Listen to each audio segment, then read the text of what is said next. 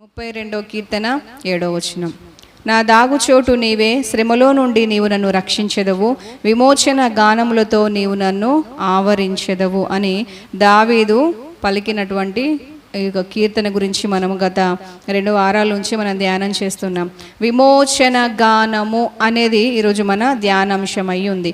విమోచన అని అంటే ఏమిటంటే విడుదల లేదా విముక్తి అని అర్థమై ఉన్నది. విమోచన గానములతో నీవు నన్ను ఆవరించెదవు అని దావీదు ఎందుకు పలకవలసి వచ్చిందంటే అనేక రకమైన బంధకాలు, అనేక రకమైన కట్లు, అనేక రకమైనటువంటి అతని బంధించిన పరిస్థితులు చుట్టూ ఉన్నప్పుడు దేవుని వైపు ఆయన ఏడుస్తూ చూచినప్పుడు, ఏడుస్తూ చూడటం అంటే బైబిల్ గ్రంథంలో ఒకటి ఉంది కదా, విలాప వాక్యములని. అయితే విలాప వాక్యములు ఎన్నో చేసినట్టు అతనికి సంభవించిన శ్రమలు ఇంత అంత కాదు, మామూలువి కావు. ఆయన మీద దేవుడు చూపిన కృప కూడా మామూలు కృప కానే కాదు. దేవుని నామానికి స్తుతి కలుగునుగాక. ఆమెన్, హల్లెలూయా. మన జీవితాల్లో కూడా ఎన్నో విలాప వాక్యములు ఉన్నాయి కదా, విలాప గీతములు ఎన్నో ఉంటాయి కదా. మనం ఏడుస్తూ దేవుని సన్నిధిలో ఎన్నో మార్లు మొరపెట్టుకున్న సందర్భాలు ఉంటాయి కదా. దావీదుకు మనకంటే ఎక్కువగా శ్రమలు వచ్చినాయి. అతని చిన్ననాటి నుండి కూడా అతను తృణీకరించబడిన స్థితిలో, అతను మరువబడిన స్థితిలో, అతను చులకనగా చూడబడిన స్థితులలో అతను నడుస్తూ వస్తున్నాడు. అతను పెద్దగా అవుతూ ఉన్న కొద్దీ అతనితో పాటు అతని సమస్యలు కూడా పెద్దగా అవుతూ వస్తున్నాయి. ఎంతో భయంకరమైన స్థితి దావీదుకు ఉండింది. అలాంటి పరిస్థితులలో దావీదు ఆశ్రయించింది ఎవరిని అంటే కేవలం దేవుణ్ణి మాత్రమే. అతను దేవుణ్ణి ఆశ్రయించి అతనికి దుఃఖం ఉన్నప్పుడు పాడినాడు, సంతోషం వచ్చినప్పుడు పాడటం మానలేదు. అతనికి దుఃఖంగా ఉన్నప్పుడు విలాప గీతములు పాడినాడు, సంతోషం వచ్చినప్పుడు విమోచన గీతములు పాడినాడు. దేవుని నామానికి స్తుతి కలుగునుగాక. అయితే ఈ విధంగా దావీదు యొక్క బంధకాల నుంచి, విలాప గీతముల నుంచి దేవుడు విడిపించి విమోచన గానములతో ఆవరించాడు అని చెప్పేసి దేవుణ్ణి స్తుతిస్తూ ఈ రక్షణ కీర్తనను, స్తుతి కీర్తనను, దేవుని ధ్యానం చేస్తూ ఈ ధ్యాన కీర్తనను దావీదు రాయటం జరిగింది. అయితే విమోచన అంటే ఏమిటో మనం తెలుసుకున్నాం కదా. విమోచన అంటే విడిపించబడటం.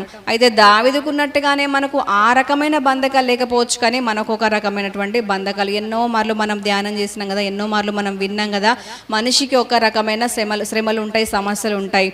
ఒకే కుటుంబంలో ఉన్నప్పటికీ అందరికీ ఒకేలాంటి అనారోగ్యం రాకపోవచ్చు, అందరికీ ఒకేలాంటి సమస్యలు రాకపోవచ్చు కదా. అలాగే దావీదుకు ఒకలాంటి సమస్య అయితే మనకి ఇంకొకలాంటి సమస్యలు ఎన్నో మన జీవితంలో ఎన్నో మనల్ని మృంగి వేయడానికి వచ్చినప్పుడల్లా దేవుడు వాటిని తరిమి వేసి మనకు క్షేమస్థితినిచ్చినాడు.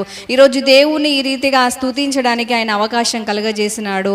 ఈ విధంగా ఆయన మందరికి మనల్ని తోడుకొని వచ్చినాడు. కాబట్టి ఇప్పటిదాకా ఆయన చేసిన మేలను బట్టి మనము ఆయనకు కృతజ్ఞతగా కొన్ని పాటలు పాడి ఆయన మహింపరచడం జరిగింది. అలాగే దావీదు కూడా అతని కన్నీటిలలో విలాప గీతములు పాడినాడు.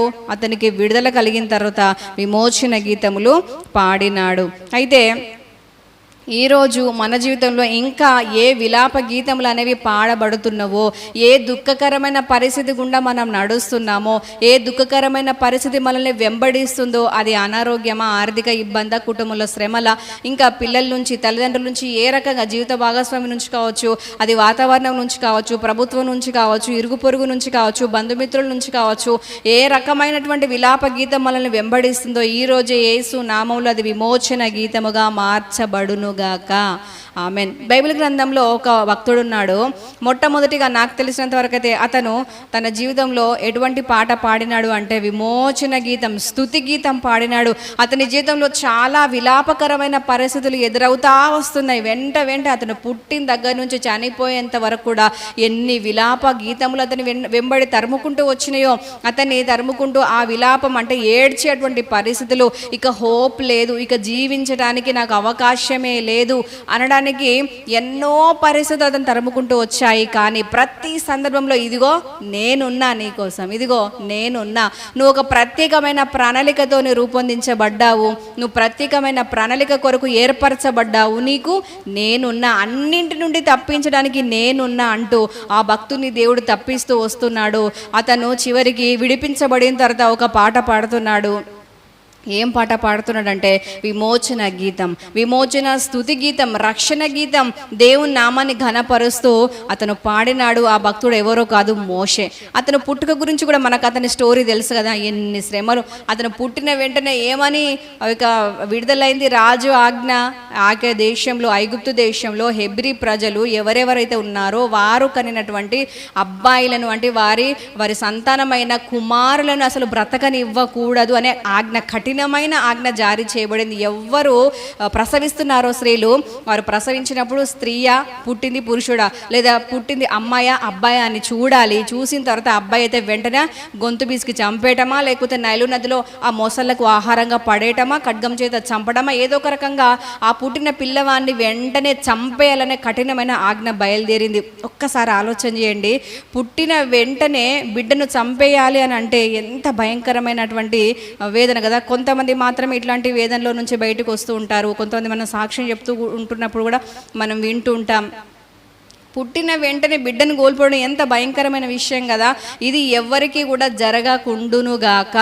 ఆమెన్. ఇప్పుడున్న సమాజంలో మనం చూస్తే కొంతమంది తమ తప్పిదములను దాచిపెట్టుకోవడానికి పుట్టిన బిడ్డల్ని తల్లులే చంపేస్తున్నారని ఎన్నో వార్తలు వినిపిస్తున్నాయి. మొన్న ఒక వార్తలో చూస్తే ఒక తల్లి 3వ కాన్పు అనుకోకుండానే ఆమెకు కాన్పు జరిగింది. అయితే ఆమెకు గర్భం అనేది రావడం జరిగింది. అసలు వాళ్ళు అనుకోలేదు, వాళ్ళు ఇష్టపడలేదు, వాళ్ళు పేదరికంలో ఉన్నారు. కాబట్టి ఈ 3వ బిడ్డను ఏ విధంగా మేము సాధగలము, మేము ఏ విధంగా పెంచుకోగలమని చెప్పేసి పుట్టేదాకా ఎదురు చూసి పుట్టిన తర్వాత వెంటనే బ్లేడ్ పెట్టి గొంతు గోసేసిందట తల్లి. ఎంత భయంకరమైన సమాజంలో మనం ఉన్నాం. వాక్యం ఏం సెలవిస్తుందంటే ప్రేమలు చల్లారుతున్నటువంటి పరిస్థితి రాబోతుంది అని దేవుడు చెప్పాడు. అది రానే వచ్చింది. ప్రేమలు లేవు. ఇది ఒక్కటే మనం వింటున్నాం, కానీ ఇట్లాంటివి చాలా రోజుకు ఎన్నో జరుగుతూనే ఉన్నాయి. ప్రేమలు చల్లారిన స్థితి. అయితే మనం దాని కొరకు ధ్యానం చేయటం లేదు, కానీ మనం ఏం ధ్యానం చేస్తున్నామంటే ప్రేమగల్ల దేవుడు విమోచన గానములతో మనల్ని ఆదరించే దేవుడు, ఆనందించే దేవుడు. మోషే జీవితంలో ఏ విధంగా అతన్ని మరణం నుండి తప్పిస్తూ వచ్చాడో అది మనం ఈరోజు ధ్యానం చేస్తున్నాం. మోషే విషయంలో చూస్తే అతను పుట్టగానే చంపబడాలి అనే శాసనం. ఏ శాసనం? సాధారణంగా ఇంటి పక్క వారో సాధారణ మనుషులో ఇంట్లో వాళ్ళు పుట్టించినటువంటి శాసనం కాదు. దేశంలోనే రాజు మాట శాసనం. రాజు మాట బయటికి వెళ్ళింది, ఒక మాట జారీ అయింది అంటే దాన్ని పాటించని వారు చావాలి, చంపబడాలి అనే కఠినమైనటువంటి తీర్పు ఉన్నటువంటి కాలంలో మోషే దివ్య సుందరుడిగా పుట్టినాడని వాక్యం సెలవిస్తుంది. మోషే దివ్య సుందరుడిగా పుట్టిన తర్వాత అతని తల్లిదండ్రులు రాజాజ్ఞకు భయపడక దేవునికి భయపడి వాళ్ళు ఏం చేసినారట, 3 నెలలు దాచినారట. 3 నెలలు పుట్టిన బిడ్డను బయటికి కనబడకుండా దాయటం అంటే అది చాలా కష్టం. ఎంతో ప్రయాసపడ్డారు, దేవుని వైపు చూస్తున్నారు. శ్రమ ఎదురైంది. మోషేకైతే పుట్టుకతోనే చంపబడాలన్న శాసనం ఎదురైంది. కానీ అదొక విలాప వాక్యమే. ఆ కుటుంబానికే విలాపము, కుటుంబానికే దుఃఖకరము, కుటుంబానికి ఒక థ్రెటనింగ్ కాల్ అంటారు, ఒక హెచ్చరిక, ఒక మరణకరమైన వార్త. వీరు ఒకవేళ బాబును దాస్తున్నారని చెప్పేసి రాజుకు తెలిసింది అనుకోండి, బాబుకు మాత్రమే చావు కాదు, దాచినందుకు ఇంట్లో వాళ్ళని కూడా చంపే అవకాశం ఉండొచ్చు. కానీ వాళ్ళు తెగ్గించి ఏం చేస్తున్నారంటే బాబును దాచిపెట్టినారు. నిజానికి వారి వెనుక దేవుని హస్తము, బలమైన హస్తం పనిచేస్తుంది. హల్లెలూయా. మనము మన తల్లి గర్భంలో పిండంగా రూపింపబడి మనం బయటకు వచ్చి ఇంతగా ఎదిగి ఇంత వయసుకు వచ్చినామంటే మన శక్తి వల్ల కాలేదు, మన తల్లిదండ్రుల వల్ల కాలేదు. అంత మాత్రమే కాదు, దేవుని కృపే మనకు తోడుగా నిలిచింది. కాబట్టి అందరి ప్రేమ ఆప్యాయతలు మనం పొందుకుంటూ ఇప్పటిదాకా బ్రతికున్నాం. మన తల్లిదండ్రులు మన కోసం ప్రయాసపడ్డారు, వాస్తవం 100% ఒప్పుకోవలసిందే. కానీ వారికి కృప చూపింది దేవుడే. దేవుని నామానికి స్తుతి కలుగునుగాక. ఆమేన్. మోషే విషయంలో కూడా అలాగే అతను చంపబడాలి అనే ఒక భయంకరమైన ఆజ్ఞ వచ్చినప్పుడు దేవుడు ఆ కుటుంబాన్ని దుఃఖంలో మునిగిపోకుండా వారికి ధైర్యం ఇచ్చి, వారికి విశ్వాసం ఇచ్చి, ఆ యొక్క మోషే జీవితంలో ఎదురైన ఆ విలాపాన్ని దేవుడు ఎలాగా మార్చినాడంటే, అప్పుడు ఏం చేయబడ్డాడు మోషే అంటే, చావు ఎదురుగా వస్తే దేవుడు ఏం చేశాడు, తప్పించాడు. విలాపం ఎదురొచ్చింది, దుఃఖం ఎదురొచ్చింది, మరణం ఎదురొచ్చింది, కానీ మరణాన్ని తప్పించాడు. ఈ భూమి మీద చాలా బలమైంది, కఠినమైంది. అందరూ భయపడేది ఏంటిదంటే మరణానికే కదా. ఎవరైనా ఎంత ధైర్యవంతులుగా బ్రతుకుతున్న వారైనా, ఎంత ఆస్తిపాస్తులు గల వారైనా, జ్ఞానము తెలివి కలిగిన వారైనా, కండలు తిరిగినటువంటి వ్యక్తులైనప్పటికీ, ఎంత క్లెవర్స్ అయినప్పటికీ చావు అనేది అక్కడ ఉంది అంటే భయపడి పక్క నుంచి తప్పించుకొని వెళ్ళడానికి ఎవరైనా ప్రయత్నం చేస్తారు కదా. అలాంటి భయంకరమైన మరణం అనేది మోషేకి ఎదురైనప్పుడు ఒక విలాపము వలె, ఒక దుఃఖము వలె ఆ మరణము వారి మీదకి కమ్ముకున్నప్పుడు, మోషే మీదకి, అతని కుటుంబం మీదకి కమ్ముకున్నప్పుడు దేవుడు అవలీలగా వారిని తప్పించాడు. దేవుని నామానికి స్తుతి కలుగునుగాక.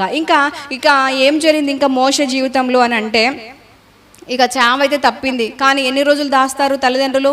వాళ్ళకి చాలా కష్టమైంది. ఎందుకంటే బిడ్డ పెరుగుతూ ఉన్నప్పుడు మనకు తెలుసు కదా, 3 నెలల వరకు వారు పడుకుంటూనే ఉంటారు. ఎక్కువసేపు పడుకుంటూ ఉంటారు. వాళ్ళకి ఇంకా పాలిస్తూ పడుకోబెడుతూ అలాగా చేసి ఉండొచ్చు మోషే విషయంలో. అయితే 3 నెలలు దాటుతున్నాయి అంటే బేబీ అలర్ట్ అయిపోతారు కదా, ఎక్కువగా యాక్టివ్ అయిపోతారు, చురుకైపోతారు. పిల్లలు తక్కువగా పడుకుంటారు, ఎక్కువగా ఆడుకోవడానికి ఇష్టపడతారు. ఆడుకోవడం అంటే వీధుల్లోకి వెళ్ళి ఆడుకోలేరు 4 నెలల పిల్లలు. కానీ ఏం చేస్తారు, ఉన్న పడకలోనే వాళ్ళు ఎన్నో రకాల ఎక్సర్సైజులు చేస్తూ ఉంటారు. చిన్నపిల్లలు ఎన్నో రకాల వాళ్ళు సైకిల్ దొక్కుతూ ఉంటారు, ఎన్నో రకాలుగా ఆడతా పాడతా వాళ్ళని చూస్తున్నప్పుడు చిన్న పిల్లలు ఉన్న ఇంట్లో ఆనందమే వేరుంటాయి, ఆ ఇంటి వాతావరణమే వేరు ఉంటుంది. అలాగా మోషే ఎదుగుతూ ఉన్నాడు. ఇక దాచడం చాలా కష్టమైంది. తల్లిదండ్రులు ఇక ఏడుస్తూ దుఃఖపడుతూ దేవుని మీద భారం వేసి ఏం చేసినారట, మోషేని బయట పారవేసినారని వాక్యం సెలవిస్తుంది. ఒక విశ్వాసంతోనే పడేసి ఉండొచ్చు తన తల్లి. కానీ ఎక్కడ పడేసిందంటే నైలు నదిలో మొసళ్ళు ఉంటాయి. ఆ మొసళ్ళ మధ్యలోనే జమ్ము పెట్టి ఒకటి తయారు చేసి దానికి కీలు పోసి అందులో బాబును పడుకోబెట్టి ఇక దేవునికి ప్రార్థన చేసి, దేవా ఇంతకు మించి నేను చెయ్యలేను, నా వల్ల కాదు అని చెప్పేసి తను ఎంతవరకు చెయ్యగలదో అంతవరకు చేసి ఆ తల్లి ఏం చేసిందంటే బయట పారవేసింది. వాక్యంలో ఉంది, అతను బయట పారవేయబడ్డాడట. ఇదొక విలాపం. ఫస్ట్ ఏమో చావు అనే విలాపం ఎదురొచ్చింది, దేవుడు తప్పించాడు, విమోచన గీతం ఇచ్చాడు. నెక్స్ట్ మళ్ళీ ఇంకొకటి ఏమి ఎదురైంది, పారవేయబడ్డాడు. ఇంట్లో నుంచి పిల్లల్ని పారవేసే తల్లిదండ్రులు ఈ కాలంలో తయారైనారు నిర్దాక్షిణ్యంగా. ఈ మధ్యలో అయితే ఇలాంటి చాలా ఎక్కువైపోయినాయి. ప్రేమలు చల్లారిపోవటం వల్ల, ఈ యొక్క దుర్బుద్ధి మనుషులకు దూరిపోవటం వల్ల ఎంతో చెడు కీడు, ఇక అక్రమ సంబంధాలు, వివాహేతర సంబంధాలు, ఇలాంటి వాటి వల్ల తల్లులు ఎంతోమంది, తండ్రులు ఎంతోమంది పిల్లలు అడ్డం అనుకొని పిల్లల్ని చంపేసినటువంటి పరిస్థితి ఉంది. ఇట్లాంటి పరిస్థితి అప్పుడు ఆ కాలంలో తప్పనిసరి పరిస్థితిలో మోషే విషయంలో ఎదురైంది. కానీ వాళ్ళు ప్రేమగల తల్లిదండ్రులే 3 నెలలు సాహసం చేసి దాచినారు. ఈ కాలంలోనైతే ప్రేమ లేని తల్లిదండ్రులు, ప్రేమ ఉన్న ప్రేమ కర్కశంగా మారిపోయింది, కఠోరంగా మారిపోయింది, కఠినంగా మారిపోయింది. ఎవరెవరు ప్రేమగల తల్లిదండ్రులు కలిగి ఉన్నారో వారు ధన్యులు, వారిని బట్టి దేవునికి స్తుతి కలుగునుగాక. ఇక కొంతమంది ప్రేమ లేకుండా పిల్లల్ని చాలా భయంకరంగా చంపుతున్నటువంటి కాలంలో మనం ఉన్నాం. మన చుట్టూ ఉన్న పిల్లలు, మన రక్త సంబంధికుల పిల్లలు, మన మందిరంలోని, మన సహవాసంలో, సంఘంలో ఉన్న పిల్లలు యేసు నామంలో కాపాడబడుదురుగాక. ప్రతి బిడ్డలు రక్షించబడుదురుగాక. దేవుడే వారి విషయంలో జోక్యం చేసుకుని ప్రతి పిల్లల్ని కాపాడునుగాక. ఆమెన్. మోషేను కాపాడిన దేవుడు మన చుట్టూ ఉన్న బిడ్డలందరినీ కాపాడునుగాక. ఆమెన్. మోషే పారవేయబడ్డాడట. పారవేసినందుకు తల్లిదండ్రులు కఠినులని కాదు, కానీ తప్పనిసరి పరిస్థితిలో వారు బయట పారవేయబడితే దేవుడు ఏం చేసినాడు తెలుసా? అద్భుతకరుడైన దేవుడు ఎవరిని పంపించాడు? రాజకుమార్తెను పంపించినాడు. దేవుడు రాజకుమార్తెను పంపించి రాజకుమార్తె తన బిడ్డగా పెంచుకునేలా అక్కడ దేవుడు కార్యం చేసినాడు. దేవుని నామానికి స్తుతి కలుగును గాక. ఈరోజు మనం ఎవరి చేత నిర్లక్ష్యం చేయబడుతున్నామో కానీ అంతకు మించి మనం గౌరవించబడుదుము గాక. మనం ఎవరి చేత తృణీకరించబడుతున్నామో కానీ అంతకు మించి మనం ఘనత పొందుకుందుము గాక. ఆమెన్. మోషే నిర్దాక్షిణ్యంగా బయట పారవేయబడ్డాడు. కానీ ఏరుకున్నది ఎవరు? అందుకున్నది ఎవరు? తీసుకున్నది ఎవరు? పెంచుకున్నది ఎవరు అంటే అక్కడ రాజకుమార్తె తన కుమారులాగా పెంచుకుంది. రాజకుమారుడు అంటే చాలా సింపుల్గా ఉంటాడా? ఏమీ లేకుండా ఉంటాడా? మంచి బట్టలు లేకుండా ఉంటాడా? ఎంత వైభవంగా పెరిగినాడు. నిజంగా బయట పారవేయబడ్డాడు, కానీ దేవుడు అందుకున్నాడు. దేవుని నామానికి స్తుతి కలుగునుగాక. ఆమేన్. రాజకుమార్తె మనసును ప్రేరేపించి రాజభవనంలో దేవుడు పెంచినాడు. మోషే జీవితంలో అడుగడుగునా విలాపమే, అడుగడుగునా దుఃఖమే, అడుగడుగునా శ్రమ, అడుగడుగునా మరణం పొంచుకొని వస్తుంది. కానీ దేవుడు ఏం చేస్తున్నాడంటే విమోచన గీతాలతో నడిపిస్తూ వస్తున్నాడు. ఇక తర్వాత ఏం జరిగిందంటే అతను పెరిగి పెద్దగైన తర్వాత తన ప్రజలకు ఒక నాయకుడిగా నిలబడతాడు అని తాను అనుకున్నాడు. ఎందుకంటే మనకంత స్టోరీ తెలుసు కదా. అతని రాజకుమార్తె తీసుకుని పెంచుకునే సమయంలో మిరియాం వచ్చి ఇతని కొరకు ఒక దాదిని తీసుకొస్తా అని వెళ్ళి మళ్ళీ తల్లినే తీసుకొని వచ్చింది. తల్లికి దూరమైనాడు, కానీ మళ్ళీ దేవుడు తల్లికి దగ్గర చేసినాడు. మనము ఈరోజు ఎవరెవరికి మనం దూరం అవుతున్నామో అయిన వాళ్ళకి దేవుడు మరలా తిరిగి మనల్ని జత చేయునుగాక, మన కుటుంబాలను కట్టునుగాక, ఐక్యతతో దేవుడు నింపునుగాక. ఆమెన్. అలాగా తిరిగి మళ్ళీ తల్లి ఒడిలోకి వెళ్ళినాడు. దేవుని నామానికి స్తుతి కలుగును గాక. మోషే బయట పారవేయబడ్డాడు. ఆ తల్లి ఎంత ఏడ్చుకుంటూ పడేసిందో బయట. కానీ దేవుడు మళ్ళీ ఆ తల్లి తెచ్చుకొని పెంచుకునేలా గొప్ప కృప చూపినాడు. మంచి దేవుని మనం కలిగి ఉన్నాం. ఆయనకు నిత్యము స్తుతి కలుగును గాక. ఆమెన్. అలాగా ఆ తల్లి పెంచిన తర్వాత ఆయన పెద్దగినాడు. ఆమె పెంచుతూ పెంచుతూ పాలిస్తూ ఏం చెప్పింది? నీవు హెబ్రీ పిల్లవాడివి, నువ్వు దేవుని బిడ్డవు, నువ్వు దేవుని ప్రజల కొరకు నిలబడాలి, నువ్వు ఐగుప్తులో పెంచబడతావు, అయినప్పటికీ నువ్వు ఇశ్రాయేలు దేవుడైన యెహోవాను మాత్రమే సేవించాలని ఉగ్గుపాలతో అతనికి నేర్పించిన తర్వాత అతను వచ్చినాడు. మరలా తిరిగి రాజకుమార్తె దగ్గర పెరుగుతున్నప్పుడు తన ప్రజల యొక్క దీనస్థితిని చూసి నేను మీకు రక్షణ కలగజేస్తాను అని తెలియపరచబోతే వాళ్ళు అతన్ని తృణీకరించినారు. తృణీకరించబడ్డ చోట దేవుడు ఏం చేసినాడంటే మరలా తిరిగి అతన్ని ఎట్లా నిలబెట్టినాడంటే తలగా నియమించినాడు. హల్లెలూయా. ఇతని ద్వారా మనకి ఏం రక్షణ వస్తుందిలే, ఇతని ద్వారా మనకు ఏం విడుదల వస్తుందిలే, మనం బానిసత్వంలో నశించిపోతున్నాం, నలిగిపోతున్నాం, ఈ మోషే వల్ల మనకి ఏం జరుగుతుంది? మోషే మంచిగా వెళ్ళి హ్యాపీగా రాజభవనంలో పెరుగుతున్నాడు. రాజభవనంలో పెరిగినంత మాత్రాన అతని వల్ల మనకి ఏం విడుదల వస్తుంది, మనం విడుదల పొందుకుంటామా? లేదులే అని చెప్పేసి అతన్ని తృణీకరించారు. కానీ ఒకానొక సమయంలో దేవుడు తలగా నియమించాడు. హల్లెలూయా. నిషేధించబడిన రాయి మూలకి ఎలా అవుతుంది? తల రాయిగా మారుతుందని దేవుడు చెప్పాడు. ఎందుకు అలా చెప్పాడు అంటే ఎవరైనా మనల్ని తృణీకరిస్తే, మనం మౌనంగా భరిస్తే, మనం దేవుని వైపు చూస్తే వాళ్లకు ప్రయోజనకరంగా, వారికి దీవెనకరంగా ఎవరు తృణీకరించారో, ఎవరు బాధించారో, ఎవరు నొప్పించారో, ఎవరు గాయపరిచారో వారికే మనల్ని ప్రయోజనకరంగా, వారికి మేలుకరంగా, వారికంటే ఉన్నత స్థాయిలో దేవుడు మనల్ని నియమిస్తాడు. అలాగే మోషే జీవితంలో జరిగింది. ప్రజలు ఏం చేస్తున్నారు? తృణీకరించినారు. కానీ ఎవరైతే తృణీకరించారో వారికి ఒకరోజు మోషే దిక్కైనాడు. దేవుని నామానికి స్తుతి కలుగును గాక. హల్లెలూయా, హల్లెలూయా. ఆ విధంగా ఒక్కొక్కటిగా విలాపము, దుఃఖము, మరణము, కీడు అతను వెంబడిస్తున్నప్పుడు మోషేని దేవుడు ఆదుకుంటున్నాడు. విమోచన గానం వెనువెంటనే అతనికి దయచేస్తున్నాడు. ఆ తర్వాత ఏం జరిగింది అంటే ప్రజలు మాత్రమే కాదు, ఒకనొక సందర్భం వచ్చినప్పుడు అతను పారిపోయాడు.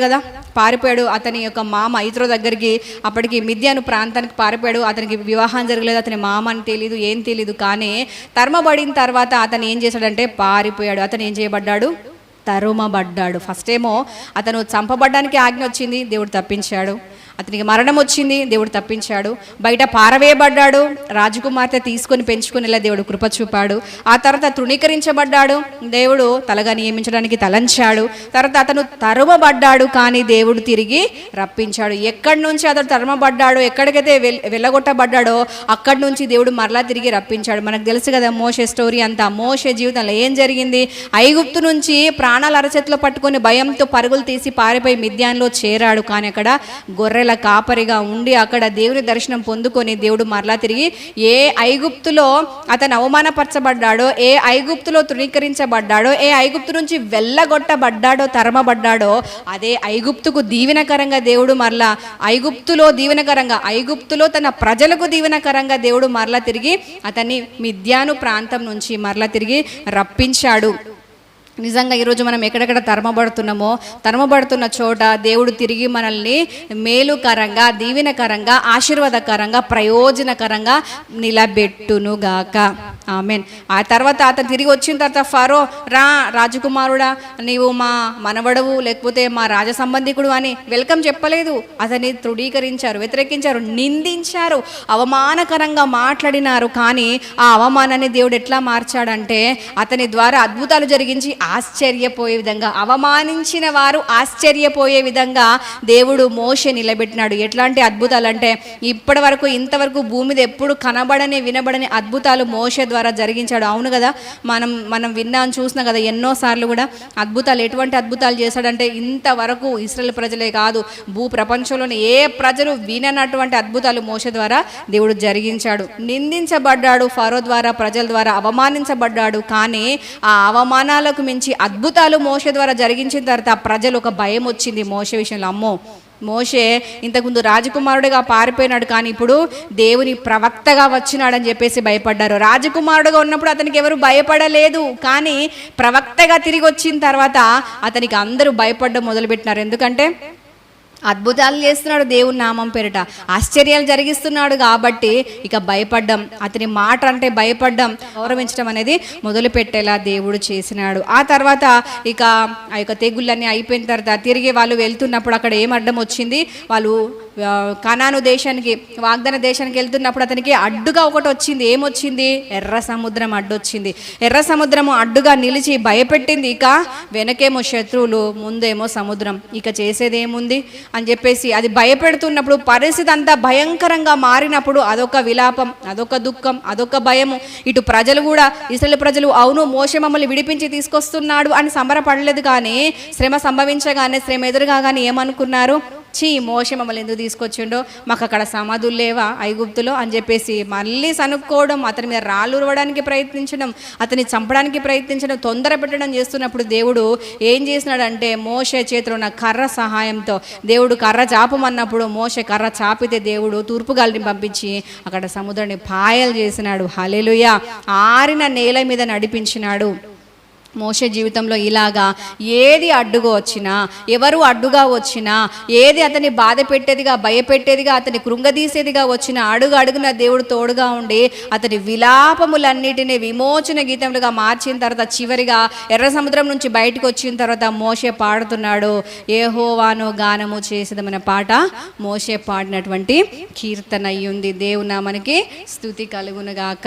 ఆమేన్. అయితే ఆ విధంగా దేవుడు మోషే జీవితంలో ఎన్నో రకాల విలాపాలు వెంబడిస్తూ వస్తున్నప్పుడు దేవుడు అతన్ని విడిపించాడు. ఎన్నో అతనికి విలాపాలు ఎదురొచ్చినాయి. ఎందుకు అని అంటే అతని లేకుండా చేయాలి. ఇంతమంది దేవుని ప్రజల్ని బంధకాల నుంచి, కట్ల నుంచి విడిపించి వాగ్దాన దేశానికి, స్వతంత్ర దేశానికి, సంతోషంగా సమృద్ధిగా ఉండే దేశానికి తీసుకెళ్ళాలి అని మోషే విషయంలో దేవుడు తలంచినాడు. కాబట్టి దాన్ని తారుమారు చేయడానికి ఎన్నో శ్రమలు, సమస్యలు, అపవాది మనుషులు, ఎన్నో రకాల వ్యతిరేకతలు అతని మీదకి లేచినాయి. విలాపములై, మరణ పాశములై అతని మీదకి లేచినాయి. కానీ దేవుడు వాటిని తప్పించి విమోచన గీతముతో అతన్ని ఆదరించినాడు, ఆవరించినాడు. దేవుని నామానికి స్తుతి కలుగునుగాక.